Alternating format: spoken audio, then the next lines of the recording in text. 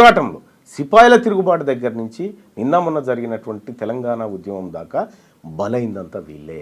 మొత్తం ఎంటైర్ తెలంగాణ ఉద్యమంలో కేసీఆర్ కుటుంబం ఇంట్లోంచి ఒక రక్తం సుక్క రాలి ఏం కింద పడలే. మాంసపు ముద్దలైపోయిందంతా వీళ్ళు పేదవాళ్ళు. అంటే నేనేం చెప్తా ఉన్నానంటే వాళ్ళు అధికారం కోసం ఈ రక్తాన్ని వాడతారు, అధికారాన్ని ట్రాన్స్ఫర్ చేయాలన్నా ఇదే రక్తాన్ని వాడుతూ ఉంటారు అన్నట్టు. మేము క్లియర్గా చెప్తా ఉన్నాము, ఇది ఎవరు ఆత్మ బలిదానాలు ఇంకొకటి చేసుకునే ఉద్యమం కాదు. ఇది సగర్వంగా హమారా ఇస్సా, హమారా ఇజ్జత్, హమారా హుకూమత్ అని చెప్తా ఉన్నాము. న్యాయబద్ధంగా రావాల్సిన వాటా మీ వాటా మీరు తీసుకోండి, మా వాటా మాకు కావాలి. సో ఒక డిమాండ్, ఒక సరైనటువంటి డిమాండ్, న్యాయమైనటువంటి డిమాండ్, ఈ డిమాండ్ని యాక్సెప్ట్ చేయలేకపోతున్నాయా మీరన్నటువంటి ఆ పవర్ఫుల్గా కనిపిస్తున్నటువంటి కులాలు? నిజంగా రక్తపాతం అనేది వాళ్ళు చెయ్యాలి అనుకుంటే అంత ఈజీగా అవుతుందా? ఎర్ర సత్యం మహబూబ్ నగర్ ఎమ్మెల్యేగా పనిచేసినటువంటి ఎర్ర సత్యం ఒక బీసీ సామాజిక వర్గం నుంచి ఎదిగిన నేత. మహబూబ్ నగర్ జిల్లా కోర్టు కంటే ఎక్కువ ఆయన ఇంటి దగ్గర జనం కూర్చొని జరిగిన అన్యాయాలను ఏకరువు పెట్టుకొని పరిష్కార మార్గాలు కనుగొన్నారు. ఎర్ర సత్యం మహబూబ్ నగర్ పోతుందంటే ఒక్కరు కూడా అప్పర్ క్యాస్ట్లో కనీసం ఎదురుగా నిలబడడానికి సాహసం చేయలే. అటువంటి వ్యక్తిని చంపింది ఎవరండి? మాధవరెడ్డి అని కానిస్టేబుల్ని పెట్టి వీళ్ళందరూ కలిసి కుట్రబని చంపలేదా? రెండో అంశం, బెల్లి లలిత తెలంగాణలో బహుజనుల వాటా దక్కాలి, తెలంగాణ రాష్ట్రం రావాలని చెప్పి తెలంగాణ మహాసభని పెట్టి గట్కేసర్ భువనగిరి ప్రాంతాల్లో విస్తృతంగా ప్రచారం చేసి తెలంగాణ ఉద్యమాన్ని ప్రారంభించినటువంటి బెల్లి లలితను చంపింది ఎవరండి? వీళ్ళు కాదా అప్పర్ కాస్ట్లో? కాకపోతే మావోయిస్ట్ బ్యాక్గ్రౌండ్ ఉంది అనేది కూడా వినిపించింది కదా. విషయం ఏంటంటే దానికి ఒక కారణాన్ని వేస్తారంతే, ఒక కారణాన్ని వేస్తారంతే తప్ప కానీ వాస్తవాలు ఏందో ప్రజలకు తెలవాలి. సాంబశివుడు ఉన్నాడు, భువనగిరి నుంచి ఎమ్మెల్యేగా కంటెస్ట్ చేయబోతున్నాడు అనేటువంటి ఒక కుట్ర పన్నే కదా ఆయన హత్య చేసింది. వెనకాల నయీం ఉన్నాడు అని వినిపిస్తుంది కదా. వాళ్ళ వెనకాల నయీం అనేది కాదు, నయీం అనేటువంటి వ్యక్తి ఒక రెడ్డి కోసం నయీం అయిండు, ఇంకో రెడ్డి కోసం కథమైండు. అంటే వీళ్ళందరినీ కూడా మారోజు వీరన్న భారత సంయుక్త రాష్ట్రాల సమితి అని పెట్టిండు. అమెరికా ఎట్లయితే సంయుక్త రాష్ట్రాలు ఉన్నాయో, రష్యా ఎట్లయితే సంయుక్త రాష్ట్రాలు ఉన్నాయో, భారతదేశాన్ని కూడా సంయుక్త రాష్ట్రాల సమితి అని పెట్టిండు. బీసీలందరినీ కులం అనేటువంటి కత్తికి రెండో వైపు ఉన్నటువంటి అంచుతోని కుల ఉద్యమాలను నిర్మించుకుంటూ వచ్చాడు. ఆయనను పట్టబగలు ఎత్తుకపోయి చంపింది ఎవరండి? ఇట్లా కొన్ని వందలు చెప్పగలుగుతాం. అంటే ఎక్కడైతే అధికారము ఆ వర్గాల నుంచి కావాలనే డిమాండ్లు వేస్తుందో దాన్ని రక్తపాతంతోనే అణచివేసారు ఈ వర్గాలు ఇన్ని రోజులు. వాటన్నిటి వెనకాల మీరు చెప్పిందంతా వ్యక్తులు ఉన్నారా, ప్రభుత్వాలు ఉన్నాయా, పార్టీలు ఉన్నాయా, మీరు చెప్పినట్టుగా అగ్రకులాలు ఉన్నాయా? అగ్రకులాలే ఉన్నాయి. ఏం చేస్తున్నాయి ప్రభుత్వాలు, పోలీసులు? ఆ టైం ప్రభుత్వం ఎవరి చేతిలో ఉంది?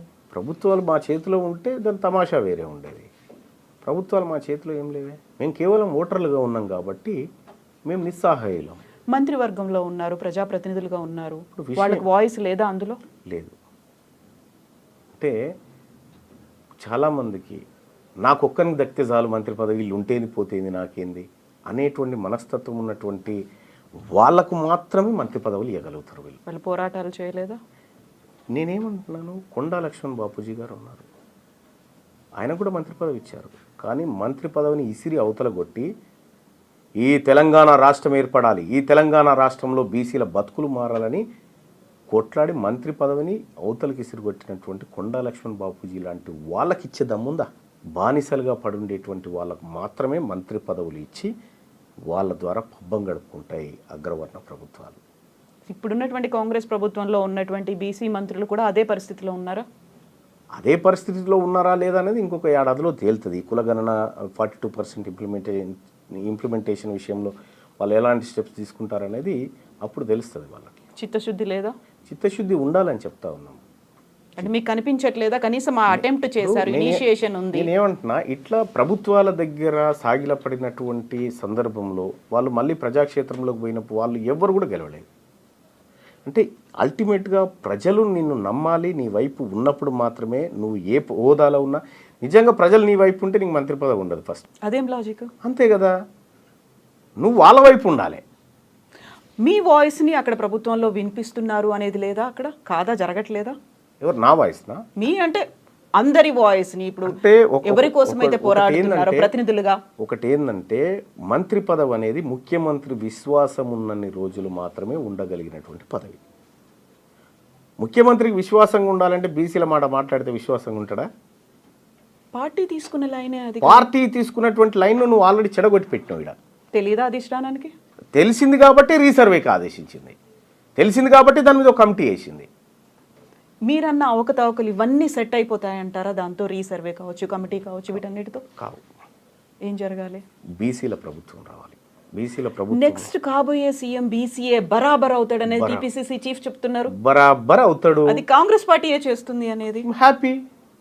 ఇప్పుడున్న రేవంత్ రెడ్డి గారిని ఇక చాలయా, నీ పర్ఫార్మెన్స్ బాగాలేదు, ప్రజల్లో వ్యతిరేకత వచ్చింది, మేము బీసీ ముఖ్యమంత్రిని పెడతామంటే ఇంకా హ్యాపీ కదా. కాకుండా మళ్ళీ ఇంకో కండిషన్, ఈ 5 ఏళ్ల పాటు రేవంత్ రెడ్డి సీఎం ఉంటాడు, నెక్స్ట్ బీసీఏ అవుతాడు, అది కాంగ్రెస్ పార్టీయే చేస్తుంది అనే మాట. అంటే ఇప్పుడు ఒక యుద్ధానికి పోయేటప్పుడు నువ్వు ఓడిపోతాను, ఎవరైనా యుద్ధానికి పోతారా? గెలుస్తామనే పోతాం. సహజంగా పార్టీలు ప్రతిసారి మేము ఎన్నికల్లో గెలవబోతున్నామనే చెప్తాయి, కానీ గెలవరు. అన్ని పార్టీలు గెలవు, ఎవరో ఒకరే గెలుస్తారు. ఇక్కడ వాదానికి పార్టీలకు మధ్య జరుగుతున్నటువంటి యుద్ధం ఇది. ఇటీవల కాలంలో జరిగినటువంటి ఎమ్మెల్సీ ఎన్నికలు కానీ, ఇటీవల కాలంలో జరుగుతున్నటువంటి పరిణామాల నేపథ్యంలో ఇవాళ 5 స్థానాలను కాంగ్రెస్ పార్టీ, 4 స్థానాలు, 1 బీఆర్ఎస్ పార్టీ భర్తీ చేసుకుంటే 3 బీసీలకు ఇవ్వాల్సిన అనివార్యత ఏర్పడ్డది, 1 ఎస్సీ ఎస్టీలకు ఇవ్వాల్సినటువంటి అనివార్యత ఏర్పడ్డది. ఇక్కడ ఎమ్మెల్సీ ఎన్నికల్లో బీసీలకు టికెట్ ఇవ్వాలని చెప్పి మేమందరం కూడా కాంగ్రెస్ పార్టీ చెప్తే మేము బీసీలకు ఇవ్వాము, ఓసీలకు ఇస్తామంటే బీసీలంతా ఓడగొట్టి ఇంటికి పంపించారు. సో ఇవాళ ప్రభుత్వం రాష్ట్రంలో మారుతున్న పరిణామాలకు అనుగుణంగా ప్రభుత్వం పార్టీల విధానాలు కూడా మారుతూ ఉన్నాయి. అనివార్యమనే పరిస్థితి. అనివార్యంగానే లేకపోతే ఇప్పుడు ఈ బీసీ వాదము, ఈ ఉద్యమాలు ఇవన్నీ లేకపోతే వీళ్ళకెందుకు ఇస్తారండి? అవి తీసుకుపోవడానికి వేరే వాళ్ళు ఉంటుండే. కానీ ఇలా తప్పనిసరి పరిస్థితుల్లో ఈ వర్గాలకు ఇవ్వాల్సినటువంటి అనివార్యతను ఈ రాష్ట్రంలో క్రియేట్ చేయగలిగినాం. అంటే సాటిస్ఫాక్షన్ ఎక్కడికి లేదు. ఇప్పుడు మండల్లో 40 మంది ఎమ్మెల్సీలు ఉన్నారు. 40 మందిలో 29 మంది అప్పర్ కాస్ట్, 29 మంది, ఒక 9 మంది ఏమో బీసీలు ఉన్నారు, ఒకరు ఎస్సీ, ఒకరు ఎస్టీ ఉంది. ఇప్పుడు 29 మందిలోంచి ఒక 3 బీసీలు వచ్చినారు, 2 ఎస్సీ ఎస్టీ వచ్చినారు. అంటే కొంత కోటా భర్తీ అవుతా ఉంది. ఒక్క ఎమ్మెల్సీలే రెడ్లు 16 మంది ఉన్నారు. వాళ్ళు ఉండాలి, వాళ్ళకు వాస్తవానికి రావాల్సింది ఒకటే ఎమ్మెల్సీ రావాలి, వాళ్ళు 16 ఉన్నాయి. ఇక్కడ ఇంకొక లాజిక్ ఏంటంటే మీరు చెప్పినట్టుగా రిజర్వేషన్ల కోసం పోరాటం జరిగింది, లేకుంటే ఉద్యోగ అవకాశాల కోసం పోరాటం జరిగింది. రాజకీయంగా ఎస్ నేను ఎమ్మెల్యే అవ్వాలి, నేను ఎంపీ అవ్వాలి, ఎమ్మెల్సీ అవ్వాలి అనేటువంటి ఆ ఉత్సాహం అనేది ఇన్నర్గా మనకు కూడా రావాల్సినటువంటి అవసరం ఉంది.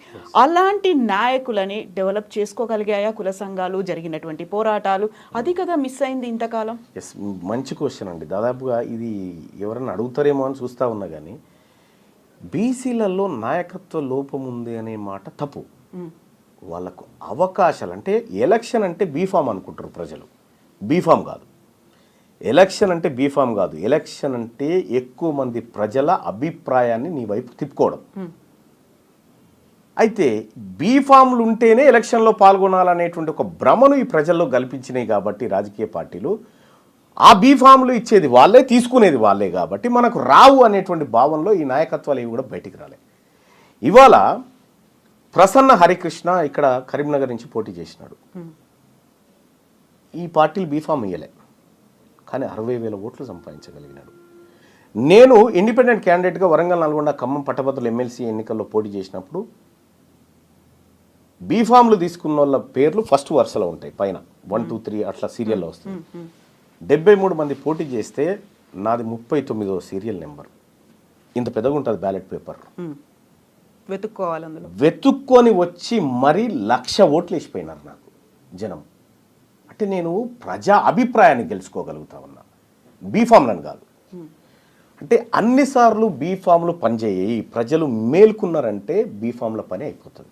మీరు ఇప్పుడు చెప్పిన దీన్ని బట్టి తద్వారా ఇక్కడ కంక్లూజన్ చేస్తా. బీసీ నాయకత్వం లేక కాదు, బీసీలలో అనేక మంది నాయకులు ఉన్నారు. ఆపర్చునిటీస్ కోసం ఎదురు చూసి చూసి చూసి ఊకున్న నాయకులు ఉన్నారు. ఇవాళ వాళ్ళందరినీ మళ్ళీ తెరపైకి తీసుకొస్తా ఉన్నాం. అట్లా మేము బీసీ నాయకత్వాన్ని డెవలప్ చేస్తా ఉన్నాం. ఆపర్చునిటీస్ దొరకలేదు, ఇండిపెండెంట్గా పోటీ చేయొచ్చు కదా, వాళ్ళంతటా వాళ్ళకి అవేర్నెస్ ఉంది అంటే మీరు చెప్పినట్టుగా బీఫామ్ కాదు గెలుపొందడం అనుకున్నప్పుడు బీఫామ్ పార్టీలో ఇవ్వాలని ఏముంది, మీరు కంటెస్ట్ చేశారు. ఇప్పుడు మీరు చెప్పినటువంటి ఎగ్జాంపుల్ గతంకి ఇప్పటికీ ఒక తేడా చూడండి. నల్గొండలో పిల్లి రామరాజు యాదవ్ ఒక బీసీ, ఆయన పోటీ చేయాలంటే ఆ పార్టీలు టికెట్ ఇవ్వలే, పోయి అక్కడ కంటెస్ట్ చేసినాడు, 25,000 ఓట్లు సంపాదించినాడు. అక్కడ సూర్యాపేటలో ఒట్టే జానయ్య యాదవ్ ఉన్నాడు, ఈ పార్టీలో ఆయన బహిష్కరిస్తే ఆయన పోయి అక్కడ కంటెస్ట్ చేసి 20,000 ఓట్లు సంపాదించినాడు. అక్కడ నీలం మధు ఉన్నాడు, ఆయనకు టికెట్ తిరస్కరిస్తే ఆయన పోయి పోటీ చేస్తే 40,000 ఓట్లు సంపాదించినాడు. వీళ్ళంతా ఎవరు కంటెస్ట్ చేస్తున్న వాళ్ళే కదా. ఇట్లా కొన్ని వందల మంది ఉన్నారు. అయితే ఇక్కడ ఇంకొకటి ఏంటంటే ఇండిపెండెంట్ క్యాండిడేట్లని పార్టీలే కావాలని అక్కడ పెడతాయి అనేది, ఓట్లు చీలడానికో వ్యతిరేక ఓట్లు మా వైపు రావడానికనో, ఆ కాన్సెప్ట్ అనే దాంతోనే ఇలాంటి క్యాండిడేట్లు ఉన్నారు. అది తప్పు, అది తప్పు. అది ఒకప్పుడు కానీ ఇప్పుడు కాదు. అది ఇవాళ ప్రాణాలు పోయినా పర్వాలేదని కొట్లాడుతున్న బీసీ బిడ్డలు పోటీ చేసినటువంటి స్థానాలు ఇవన్నీ. సో అంత పార్టీలను, ఇతర పార్టీలను గెలిపించడానికి బీసీలే మన పావులా? అంత బుర్ర లేకుండా ఉన్నారా? ఎవరు కుట్టిరిందో పసిగట్టలేనంత తెలివి తక్కువగా ఉన్నారా? గతంలో జరిగినటువంటి ఎన్నికల యుద్ధాలు వేరు, ఇప్పుడు జరుగుతున్న ఎన్నికల యుద్ధాలు వేరు. ఇప్పుడు ఒరిజినల్గా రాజ్యంలో పార్టిసిపేట్ చేయడం కోసం జరుగుతున్నటువంటి యుద్ధంలో బీసీలు భాగస్వాములై కొట్లాడుతూ ఉన్నారు. ఇప్పుడు ఇదే లాజిక్ని బట్టి చూసుకుంటే తీన్మార్ మల్లన్న కూడా 2023లో ఎమ్మెల్సీగా కాంగ్రెస్ పార్టీ తరఫున గెలిచే ముందు 3 సార్లు కంటెస్ట్ చేశారు ఇండిపెండెంట్ క్యాండిడేట్గా. సో అక్కడ ఇండిపెండెంట్ క్యాండిడేట్ అయ్యి ఎంత పోరాటం చేసినప్పటికీ, ఓట్లు సాధించుకోగలిగినప్పటికీ మీరు గెలవలేదు. కాంగ్రెస్ పార్టీకి వచ్చిన తర్వాత మాత్రమే, ఒక ఎమ్మెల్సీ అభ్యర్థిగా మీరు నిలబడ్డ తర్వాత మాత్రమే గెలవగలిగారు. సో ఈ లాజిక్ని ఎట్లా చూడాలి దీన్ని? నల్గొండ ఖమ్మం పట్టభద్రుల ఎమ్మెల్సీ ఎన్నికల్లో తీన్మార్ మల్లన్నను గెలిపియలే కాంగ్రెస్ పార్టీ బీఫామ్, మల్లన్ననే కాంగ్రెస్ పార్టీని గెలిపించింది. అక్కడ నేను ఇండిపెండెంట్గా పోటీ చేస్తే ఇంతకంటే రెట్టింపు ఓట్లు వచ్చేటి నాకు. మరి ఎందుకు కాంగ్రెస్ పార్టీ అప్పుడు? అంటే ఈ కాస్ట్ సెన్సస్ చేస్తా అని రాహుల్ గాంధీ గారు ఏదైతే మాట చెప్పారో, కాస్ట్ సెన్సస్ చేసి 42% రిజర్వేషన్ ఈ వర్గాలకు ఇస్తా అనేటువంటి రాహుల్ గాంధీ గారి ఆలోచన గెలవాలనుకున్నా, కాబట్టి ఆ పార్టీ కోసం వర్క్ చేసిన. రాహుల్ గాంధీని అప్రోచ్ అయ్యారా, కలిసారా? కులగణనకు సంబంధించి జరిగిన అవకతవకలు, తప్పుడు లెక్కలు ఇచ్చాము. ఏమన్నారు? అందుకే కదా మళ్ళీ సర్వేకి ఆదేశించింది. పర్సనల్గా మీకు వచ్చినటువంటి అష్యూరెన్స్ కావచ్చు, ఏం మాట్లాడారు అనేది. మీరు చెప్తున్నట్టుగా కాంగ్రెస్కి సంబంధించి బైలాస్ ఉన్నాయి. రాహుల్ గాంధీ ఏదైతే మాట చెప్పారో దాన్ని ఇక్కడ రేవంత్ సర్కార్ పట్టించుకోవట్లేదు, స్వయంగా సీఎం రేవంత్ రెడ్డే మాట తప్పారు అని మీరు అంటున్నప్పుడు తీసుకోవాల్సినటువంటి చర్యలు అనేవి ఉంటాయి. అది సరిపోతుందా రీసర్వే అనేది? మళ్ళీ మీకు నమ్మకం ఉందా? అంటే విషయం ఏంటంటే ఇది సరిపోదు అనే విషయాన్ని కూడా మళ్ళీ పంపించాం. మళ్ళీ దీన్ని దేనికోసం వాడుతున్నాను అనేటువంటి విషయాన్ని కూడా పంపించడం జరిగింది. అందుకోసమే ఈ ప్రభుత్వాన్ని నమ్మకుండా ఏకంగా రాహుల్ గాంధీ గారి ఒక సపరేట్ కమిటీ నియమించింది దీని మీద, దీన్ని అబ్జర్వ్ చేయడానికి. వాళ్ళ పని వాళ్ళు చేస్తూ ఉన్నారు. ఇక్కడ ఒక విషయం ఏంటంటే రాహుల్ గాంధీ గారు దేశవ్యాప్తంగా కులగణన అంటూ ఉన్నాడు, పార్లమెంట్లో బీసీల ఇస్సా గురించి మాట్లాడుతూ ఉన్నాడు, వాళ్ళ వాటా రావాలంటా ఉన్నాడు. ఆయన మాట్లాడిన ప్రతిసారి ఈ తెలంగాణలో కాంగ్రెస్ పార్టీ ప్రభుత్వం ఏర్పడి డిసెంబర్ 7, 2023 ఆ రోజు నుంచి డిసెంబర్ 20 ఇప్పుడు ఫిబ్రవరి వరకు రాహుల్ గాంధీ గారు అక్కడ బీసీల గురించి మాట్లాడితే ఇక్కడ లోకల్ పేపర్లో వార్త రాదు. దాని మీద రీసెర్చ్ చేసినాం మేము. రీసెర్చ్ చేసి 18 పేజీల రిపోర్ట్ తయారు చేసినాం. అంటే ఏ రోజు రాహుల్ గాంధీ గారు ఢిల్లీలో ఈ అంశం గురించి మాట్లాడాడు, ఇక్కడ తెలంగాణ రాష్ట్రంలో కాంగ్రెస్ పార్టీ ప్రభుత్వం యాడ్స్ తీసుకుంటున్నటువంటి పత్రికలు, మీడియా రాహుల్ గాంధీ గారి వార్తను ఎందుకు కవర్ చేయట్లేదు అనేటువంటి కోణంలో దీన్ని యాంగిల్లోకి తీసుకపోతే ఇక్కడ బీసీ అనేటువంటి టాపిక్ను ఈ పత్రికలు దాచిపెట్టడానికి ఇక్కడ ఉన్నటువంటి ప్రభుత్వం అడగాలి కదా. నాయకుడు రాహుల్ గాంధీ గారు అంత పెద్ద మాట మాట్లాడితే ఫ్రంట్ పేజీలో ఎందుకు వస్తలేదని చెప్పాలి కదా. అది చెప్పలేదు కాబట్టి మీ ఆలోచన ఇక్కడ ఇంప్లిమెంట్ చేయడానికి వీళ్ళకి ఇష్టం లేదు అనేటువంటి రిపోర్ట్ 18 పేజీల రిపోర్ట్ పంపించడం జరిగింది. ఎవరికి ఇష్టం లేదు? పత్రికలక? ప్రభుత్వానికి. ప్రభుత్వం ఒత్తిడి తెస్తుందా వాళ్ళ మీద? నేనేమంటున్నా, ఇప్పుడు ఒక పత్రికకు యాడ్స్ ఇచ్చినప్పుడు ప్రభుత్వం కొంత ఫేవర్ కోరుతుంది. మంచి చూపించమని లేకపోతే మా వార్తలు కవర్ చేయమని కోరుతారు సహజంగా. ఇవ్వాలా ఇవ్వద్దు అనేది పత్రికల ఇష్టం. కానీ రాహుల్ గాంధీ గారు ఈ దేశంలో జరగాల్సిన భారీ మార్పు గురించి మాట్లాడినప్పుడు ఇక్కడి పత్రికలను ఆ వార్త కవర్ చేయించే విధంగా ప్రయత్నం చేయాల్సినది రాష్ట్ర ప్రభుత్వం. అది చేయడం లేదు. అంటే మీ ఆలోచన ఇంప్లిమెంట్ చేయడానికి వీళ్ళకి ఇష్టం లేదు కాబట్టి ఆ ప్రయత్నం చేయట్లేదు అనేటువంటి రిపోర్ట్ను విత్ ఆధారాలతో పంపించడం జరిగింది. సో స్వయంగా కావాలని సీఎం రేవంత్ రెడ్డి అక్కడ మేనేజ్ చేస్తున్నారు, లేకుంటే ఒత్తిడి తెస్తున్నారు, అది కవరేజ్ లేకుండా చూసే ప్రయత్నాలు జరుగుతున్నాయి అక్కడ అనుకుంటున్నా నేనైతే. సో ఇంత పెద్ద రిపోర్ట్ 18 పేజీల రిపోర్ట్ వెళ్ళిన తర్వాత వచ్చినటువంటి రియాక్షన్, రిప్లై ఏంటి మీకు స్వయంగా సర్వే గురించి? వాళ్ళు నిజంగా మా సర్వేని చూసి షాక్ అయిపోయినారు. అంటే ఎవ్రీడే మానిటర్ చేసినాం. ఒక ఏడాది 3 నెలల కాలం పాటు ప్రతిరోజు ఈ దేశాన్ని రాహుల్ గాంధీని మానిటర్ చేసినాం. మా టీంతో మానిటర్ చేసి ఒక రీసెర్చ్ రిపోర్ట్ తయారు చేసినాం. చేసి ఇచ్చినప్పుడు నిజంగా వాళ్ళు షాక్ అయ్యారు. ఏంది ఇంత వర్క్ చేసినారా అని. అంటే విత్ డేట్స్ కూడా వేసినాం. మళ్ళీ డేట్స్ ఎవిడెన్సెస్ కూడా వేసి అవి కరెక్ట్గా తీసి పెట్టినాం అన్నట్టు. అంటే రాహుల్ గాంధీ గారి ఆలోచన ఇంప్లిమెంట్ అయితే ఈ దేశం దశ మారిపోతుంది అనేటువంటి ఒక ఆలోచన మాకుండే కాబట్టి ఎందుకు ఆయన ఆలోచన కింది స్థాయికి పోతలేదు అనేటువంటి ఒక చర్చ వచ్చినప్పుడు ఇవన్నీ మేము చేయడం జరిగింది. సో దేశం దిశ మార్చాలి అనే ఆలోచన రాహుల్ గాంధీకి ఉంది, బట్ రేవంత్ రెడ్డికి రాష్ట్రం దిశ మార్చాలనే ఆలోచన లేదా? ఆయన ఏవి కులగణన లెక్కలు మార్చే ఆలోచనలు ఉన్నాడు కానీ దిశ మార్చే లెక్కల్లో లేడు ఆయన. ఒకవేళ దేశవ్యాప్తంగా కాంగ్రెస్ పార్టీ వస్తే లాభమే కదా వీళ్ళకి కూడా. కాంగ్రెస్ పార్టీకి, రాష్ట్ర కాంగ్రెస్కి, రేవంత్ రెడ్డికి, ప్రభుత్వానికి. నేను ఒకటి చెప్తాను మేడం, నరేంద్ర మోడీ ప్రభుత్వం బోటాబోటి మెజార్టీతో మనకు గెలవడం జరిగింది. తెలుగుదేశం పార్టీ, ఆ తర్వాత అటు ఏది ఈయన ఉన్నాడు కదా బీహార్ ముఖ్యమంత్రి నితీష్ పార్టీ, ఈ 2 పార్టీలు లేకపోతే ప్రభుత్వం లేదు. తెలంగాణ రాష్ట్రంలో ఊహించని విధంగా 8 ఎంపీ సీట్లను బీజేపీ గెలుచుకోగలిగింది. అందులో ఈ 8 అప్పటికే కాంగ్రెస్ పార్టీ ప్రభుత్వం ఇక్కడ ఎస్టాబ్లిష్ అయింది. ఆ తర్వాత ఎంపీ ఎలక్షన్స్ వచ్చినాయి. ఈ ఎంపీ ఎలక్షన్లో ఈ 8 సీట్లను గనక కాంగ్రెస్ పార్టీ కట్టడి చేయగలిగితే, ఇక్కడ రేవంత్ రెడ్డి గారు కట్టడి చేయగలిగితే ఇవాళ ప్రధానమంత్రి అక్కడ ఉండే పరిస్థితి లేకుండే నరేంద్ర మోడీ గారు. ఇవాళ మీరు సిట్టింగ్ ఎంపీగా ఉన్నటువంటి మల్కాజ్గిరి నియోజకవర్గం కాంగ్రెస్ ఓడిపోయింది. మీ సొంత నియోజకవర్గంగా ఉన్నటువంటి మహబూబ్ నగర్ పార్లమెంట్ను కాంగ్రెస్ ఓడిపోయి బీజేపీ గెలిచింది.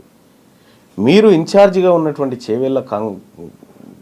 చేవెళ్ళ పార్లమెంట్ నియోజకవర్గంలో బీజేపీ గెలిచింది. అంటే ఇట్లా మీరు ముఖ్యమంత్రిగా ఉండి మీ స్థానాలని గెలిపించలేక భారతీయ జనతా పార్టీకి 8 సీట్లు ఇవ్వడం వల్ల ఇలా ఆయన ప్రధానమంత్రిగా ఉన్నాడు. మీరు కరెక్ట్గా పనిచేస్తే రాహుల్ గాంధీ గారే వచ్చేటోడు కదా. ఎజెండా ఉందా రేవంత్ రెడ్డికి పర్సనల్గా? ఉండొచ్చు, లేకుండా ఎట్లా ఉంటారు. ఇదే ఇవాళ ఇంకా అదే కాదు, కరీంనగర్ గ్రాడ్యుయేట్ ఎమ్మెల్సీ ఎన్నికలు జరుగుతూ ఉంటే రేవంత్ రెడ్డి గారు ఎవరైనా పోతే మన అభ్యర్థి అనుకుంటే, మా అభ్యర్థి మంచోడయా, చాలా ప్రజలకు సేవ చేస్తాడు, ఇతని వల్ల మంచి జరుగుతుంది, పట్టభద్రులకు మంచి జరుగుతుంది, మీ కష్ట సుఖాల్లో అండగా ఉంటాడు, నన్ను నమ్మండి, ఇతను కోటేయండి అని చెప్పాలి. కానీ నువ్వు కరీంనగర్లో మీటింగ్ పెట్టి ఈయన గెలిచినా ఓడిపోయినా పెద్ద సంబంధం లేదని చెప్పి అక్కడ భారతీయ జనతా పార్టీ అభ్యర్థి గెలుపుకు పరోక్షంగా సహకారం చేసినట్టే కదా. సీఎం కదా, ఇంటెలిజెన్స్ రిపోర్ట్స్ అవి ఉంటాయేమో, అక్కడ బీజేపీ క్యాండిడేట్ కి మెజారిటీ వస్తుంది. అటువంటప్పుడు పోవడం దేనికి, పోయి మాట చెప్పడం దేనికి? ఇప్పుడు మీ అభ్యర్థి, మీరు పెట్టుకున్న అభ్యర్థి కన్నీళ్లు పెట్టుకొని నన్ను వీళ్ళందరూ కలిసి మోసం చేసినారని చెప్పే పరిస్థితి ఎందుకు వచ్చింది? ఎక్కడైనా కూడా ఈయన గెలిచినా గెలవకపోయినా పెద్ద ప్రాబ్లం లేదని చెప్పడం అంటే ఏందన్నట్టు దాని అర్థం. నువ్వు అమ్మ పెట్టది అడుక్కోనియదన్నట్టు ఆయన సంపాదించుకున్నటువంటి సానుభూతి అంతా కుప్పగూల్చొస్తుంది మీదకెళ్ళి. సిట్టింగ్ స్థానాన్ని కోల్పోవాల్సిన పరిస్థితి వచ్చింది కదా. ఇన్ని జరుగుతున్నాయి, మీరు ఒక రిపోర్ట్ ఇచ్చారు, క్యాంపెయినింగ్లో కూడా ఆయన మాట్లాడుతున్నారు, ఇవన్నీ అధిష్టానానికి తెలీదా? అందుకే అధిష్టానం తన పనిలోకి దిగింది. అందుకే మీనాక్షి నటరాజన అందుకే వాళ్ళ పనిలోకి దిగినారు. అందుకే రేవంత్ రెడ్డి గారికి కొద్దిగా ప్రాధాన్యత తగ్గించినట్టు కనిపిస్తూ ఉంది.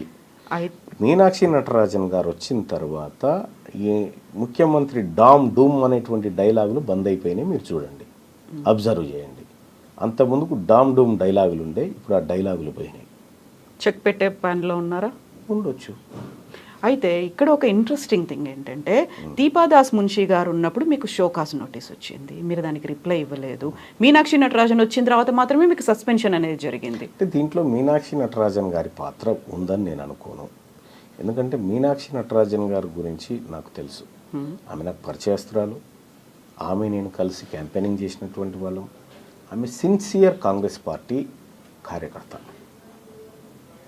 అయితే దీపాదాస్ మున్షి గారు ఉన్నప్పుడు షోకాస్ నోటీస్ ఇచ్చినప్పుడు కూడా మున్షి గారు నాకు చెప్పినారు, ఏమనంటే మల్లన్నజీ ఐసా లేలో బాస్ అన్నది. అంతే, లేలో బాస్ జవాబు నైదేనా అన్నారా? సరే, ఆమె చెప్పాల్సింది చెప్పి. ఆ తర్వాత మీనాక్షి నటరాజన్ గారు ఆమె వచ్చిన తర్వాత నేను కూడా మాట్లాడడం జరిగింది అన్నారు. రేవంత్ రెడ్డి గారు కరీంనగర్ బహిరంగ సభకు హెలికాప్టర్లో పోతున్న సందర్భంలో కారు ఎక్కుతూ మహేష్ కుమార్ గౌడ్ గారిని, అన్న మీరు 2-3 రోజులలో సస్పెండ్ చేయాల్సిందే, నువ్వు ఏం చేస్తావో నాకు తెలియదు అనేటువంటి ఒత్తిడి తేవడం జరిగింది. నాతో మాట్లాడాల్సిన వాళ్ళు మాట్లాడి, ఆయన పాపం మహేష్ కుమార్ గౌడ్ గారు కూడా మల్లన్న వెనుక బీసీలు ఉన్నారు, బీసీల్లో చెడ్డ పేరు వస్తుంది, ఇప్పటికే బీసీల్లో బదనామైనం అనేటువంటి ఎంత ప్రయత్నం చేసినా ఈయన వినలే. ఆయన కూడా బీసీ బిడ్డే కదా. ఈయన రేవంత్ రెడ్డి గారు వినలే. మహేష్ కుమార్ గౌడ్ బీసీ బిడ్డే కదా, కావాలని ఆయన ఆ పని చేశారా? ఆయన ఆయన నేను చెప్తున్నాగా, మహేష్ కుమార్ గౌడ్ గారికి ఇంత కూడా మిస్టేక్ ఉండదు దాంట్లో, ఆయనది ఉండదు. ఈయన కావాలని ఒత్తిడి చేసి చిన్నారెడ్డి గారితో చేయించిండు. మీనాక్షి గారికి తెలియదా? మరి తెలుసు, అందరికి తెలుసు. నిజంగా మీరు పోరాడుతోంది కాంగ్రెస్ బైలాస్ లో ఏముందో దానికోసం, రాహుల్ గాంధీ ఏం చెప్పారో దానికోసం.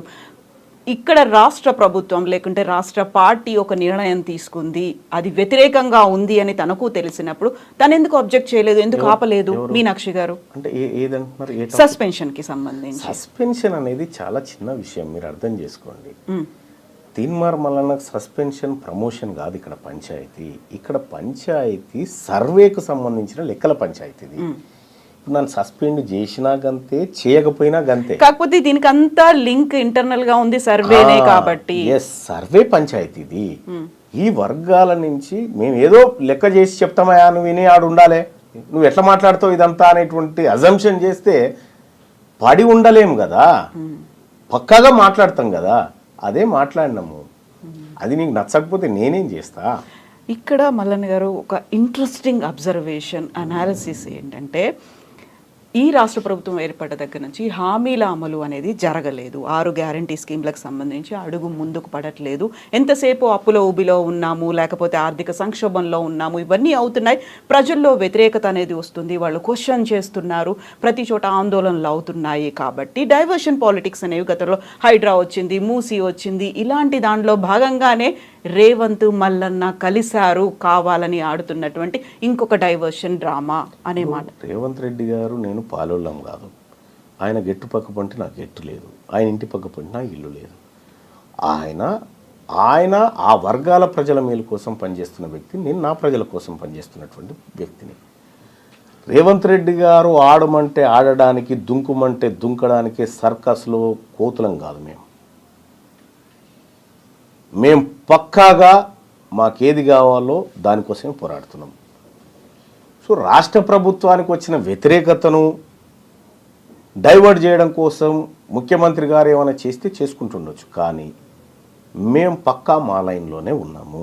మమ్మల్ని ఎవరో ఆడించాల్సిన అవసరం లేదు, ఆడిస్తే ఆడడానికి మేము సిద్ధంగా లేము. అయితే ఇప్పుడు మీరు ఏకైక ఎజెండా బీసీలకి సంబంధించి ముందుకు వెళ్ళాలి అనుకుంటున్నారు. దెన్ వాట్ అబౌట్ కాంగ్రెస్ ప్రభుత్వం ఇచ్చినటువంటి హామీలు అమలు? ప్రజలు ఎదురు చూస్తున్నారు, ఇంకా 4 ఏళ్ల పాటు పాలన కొనసాగాలి. దాని మీద పోరాటం మల్లన్న చేస్తాడా, చేయరా? రైట్. ఇప్పుడు కేసీఆర్ గారి ప్రభుత్వం పైన 10 ఏళ్ల పాటు ఒక సుదీర్ఘ పోరాటం చేసి అనేక కేసులు, జైలు జీవితాలు, ఎన్నో విధ్వంసాలు ఎన్నో జరిగాయి. ఆ రోజు ఉన్నటువంటి ప్రతిపక్షము తన పాత్రను పకడ్బందీగా నిర్వహించి ఉంటే ఆ పని నేను చేయాల్సింది కాదు. ఆ పోరాటం అనేది నేను చేయాల్సింది కాదు, ఆ రోజు ప్రతిపక్షంలో ఉన్న రేవంత్ రెడ్డి గారు చేయాల్సిన పని. ఆయన చెద్దరు కప్పుకొని పడుకుండాయాల. మేము జైళ్ళు, కొట్లాటలు, దాడులు ఇవన్నీ మేము ఎదుర్కొన్నాం. మీరు చేయాల్సిన బాధ్యత, మీరు బాధ్యత నుంచి తప్పుకున్నప్పుడు ఆ పాత్రలో ఉన్న నేను. ఇవాళ మీరు అమలు చేస్తానన్నటువంటి 6 గ్యారంటీలు ఏవైతే ఉన్నాయో దాని మీద ఏమైనా జరిగిందంటే ఆ ప్రతిపక్షం ఫెయిల్ అయినప్పుడు నేను అడ్డుదిగుతా. ప్రతిపక్షం బీఆర్ఎస్ పార్టీ ఏదైతే ఉందో వాళ్ళు అడగడంలో ఫెయిల్ అయిపోతే, వాళ్ళు నిలదీయడంలో ఫెయిల్ అయిపోతే నేను ఆ పాత్రలోకి వస్తా. ఎంత టైం పడుతుంది? ఇప్పటికి ఆల్రెడీ 1.5 year అయ్యింది. ఇంకొకటి ఏంటంటే ఉన్నటువంటి ఆర్థిక పరిస్థితిని చూసి కూడా కొంత మాట్లాడాలి. సరే, రేవంత్ రెడ్డి గారు డామ్ డూమ్ అని చాలా డైలాగులు చెప్పొచ్చు, చేస్తామని. ఆఖరికి మొన్న ఇండియా టుడే కాంక్లేవ్లో కూడా చెప్పేసిండు, నేను డబ్బులున్నాయి అనుకున్నా లేవు, 6 గ్యారంటీలు కష్టం అనేటువంటి మాట ఆయన చెప్పిండు. తులం బంగారం ఇచ్చే పరిస్థితులు లేవని పొంగులేటి శ్రీనివాస్ గారు చెప్పిండు. ఇట్లా వీళ్ళన్నీ చెప్తా ఉన్నారు. అంటే కొంచెం అంటే చేతులు పూర్తిగా పైకి ఎత్తకుండా కొంచెం ఎత్తుకుంటూ వస్తూ ఉన్నారు. పూర్తిగా ఎత్తినాడు మాట్లాడతారు. సో మీరు అన్నారు అప్పుడు పోరాటాలు చేసినప్పుడు విపరీతమైనటువంటి దాడులు జరిగాయి, కేసులు, అరెస్టులు. ఈసారి ఇప్పుడు మీరు 1.5 year అయినప్పటికీ చూసి చూడనట్టుగా వదిలేస్తున్నారు. కాబట్టి మీకు కీలకమైనటువంటి అంశం కాస్ట్ సెన్సస్ మేడం. మాకు ఈ 42% రిజర్వేషన్ చేస్తామంటున్నారు కదా, మేము దానికోసమే వర్క్ చేస్తాం. ఇప్పుడు మేము ఈ స్థాయిలో పోరాటం చేస్తున్నాం కాబట్టి ఈ కదలిక ఉంది. ఈ అంశాన్ని వదిలిపెట్టి, కీలకమైన అంశాన్ని వదిలిపెట్టి ఇప్పుడు వీటి గురించి పడ్డమనుకోండి, అసలైన అంశం మరుగున పడుతుంది. బట్ రెండింటిని బ్యాలెన్స్ చేయాల్సినటువంటి అవసరం ఉంది. ఇప్పుడు 42% అంటున్నారు, ఇక్కడ 100% ప్రజల కోసం కూడా పోరాడాలి కదా మీరు. అది దానికి ఒక పక్షం ఉంది. ఇప్పుడు అంటే ప్రతిపక్షం అనేది, ప్రజాస్వామ్య దేశంలో ప్రతిపక్షం అనేది చాలా ఇంపార్టెంట్. వాళ్ళు వాళ్ళ పాత్రను నిర్వర్తించడంలో ఫెయిల్ అయినప్పుడు ప్రజలే ప్రతిపక్షంగా మారుతారు. సో చాలా కంట్రీస్లో అదే జరిగింది. ఇక్కడ కూడా బీఆర్ఎస్ పార్టీ ఈ ప్రభుత్వాన్ని నిలదీయడంలో కానీ ప్రశ్నించడంలో కానీ ఫెయిల్ అయినప్పుడు ఆ పాత్రలోకి వెళ్తాము. ఇప్పటికి కొంత ఏదో వర్క్ చేస్తున్నారు, వాళ్ళు వర్క్ చేస్తున్నారు. అంతో ఇంతో కొంతైనా 100% కాదా? 100% అని నేనేం అనుకోవట్లేదు, కానీ వాళ్ళకు ఉండాల్సినటువంటి లొసుగులు వాళ్ళకున్నాయి, చేయడంలో ప్రయత్నం చేస్తూ ఉన్నారు. సో చేయని కానీ మా వర్గాల గురించి మాట్లాడడానికి వీళ్ళు రెడీగా లేరు కదా. మేము ఉన్నాం కాబట్టి మేము ఈ కార్యక్రమం చేస్తూ ఉన్నాం. 42%కి సంబంధించి ఇప్పుడు చట్టబద్ధత కల్పించాలి అనే ఉద్దేశంతోనే అసెంబ్లీ సెషన్స్ అనేవి జరుగుతున్నాయి. మొన్న 3 days పాటు జరిగాయి, ప్రత్యేక అసెంబ్లీ సమావేశాలు జరిగాయి. దీంతో పాటుగా ఖచ్చితంగా స్థానిక సంస్థల్లో మేము రిజర్వేషన్ కల్పిస్తాము అనే మాట చెప్తున్నారు. సో అది కాదని మీరు అనుకుంటున్నారా? అంటే ఒకటి, మనము చదువుకున్నటువంటి వ్యక్తులుగా ఎంతవరకు ఏది పోగలుగుతుంది అనేది చూడాలి. ఇప్పుడు ఈడబ్ల్యూఎస్ రిజర్వేషన్ అక్రమంగా తీసుకుంటున్నారనేటువంటిది ప్రపంచం అంతా తెలుసు. కోర్టులో కేసు కూడా ఉంది, కానీ ఆ కేసు విచారణకు రాదు. తమిళనాడులో 69% రిజర్వేషన్ బీసీలు పొందుతూ ఉన్నారు అని చెప్పి అక్కడో కేసు వేసినారు, కానీ ఆ కేసు ఎప్పుడు బెంచ్ మీదకి రాదు. ఇక్కడ కూడా 42%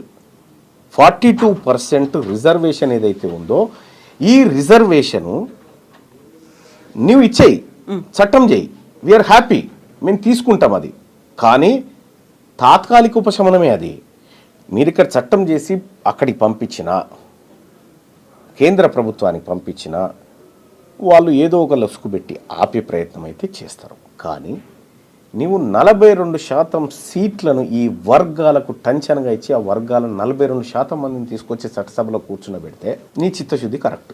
మీకు రిజర్వేషన్ లేదు కాబట్టి మేము సీట్లు ఇవ్వమని చెప్పారనుకో, మీకు చిత్తశుద్ధి లేనట్టు. సో ఆ తర్వాత భారతీయ జనతా పార్టీ ఈ బీసీల ముంగట దోషిగా నిలబడుతుందా, ఎవరు నిలబడతారనేది సెకండరీ. కానీ నీ నుంచి జరగాల్సిన ప్రయత్నం అంతా జరగాల. ఈ ప్రజలకు